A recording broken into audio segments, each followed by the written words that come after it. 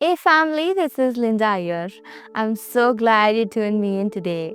I'm so blessed to walk this faith journey with you all together.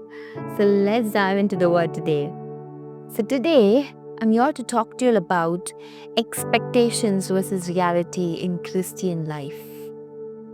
When I first became a Christian, I had this beautiful expectations or imaginations of how my Christian life is going to be.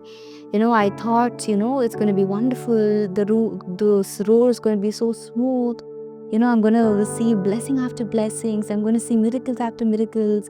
My paths are going to be so straight. So every time I pray, my prayers are going to be answered instantly. Every time I read Bible, I'll be able to hear God directly. I will feel so connected. So, I had a lot of expectations. But do you know what's the reality?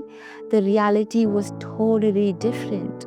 There were some days when I prayed, but I could hardly hear Him. I could only hear silence. There were some seasons when I obeyed, but I still had to suffer. There were times when I couldn't really feel Him. There were times when I used to pray, but didn't hear Him speak to me. Dear people of God, but honestly, there were some days where I would actually question the existence of God. Dear people of God, let me tell you something. What I did not know, that Christian life is not a parade of miracles. It's not about warm feelings. It's not about celebrations. It's not about warm moments or happy moments. Christian life isn't easy. It's quiet and it's a difficult journey, dear people of God. Remember, Jesus did not promise us to, give us an easy life. But He promised that He will give us an abundant life. He didn't promise us that He will give a stress-free life or a struggle-free life. But then He promised that His presence and His grace will be sufficient with us. The scripture says in John chapter 16 verses 33, it says, I have told you these things so that in me you may have peace. In this world you will have troubles, but take heart, I have overcome the world. Dear people of God, this verse very clearly says that we will have tribulations, we will have struggles, we will have hardships, we will have challenges. But in Him, in Jesus, we will have peace. When we trust in Him, we will be able to overcome anything in this world. You all know who is Paul. Paul, the apostle of Jesus Christ. He is the one who has written many books in the New Testament. And we know in Corinthians we read that he had some kind of thorn in his flesh. The Bible hasn't clearly mentioned about that thorn.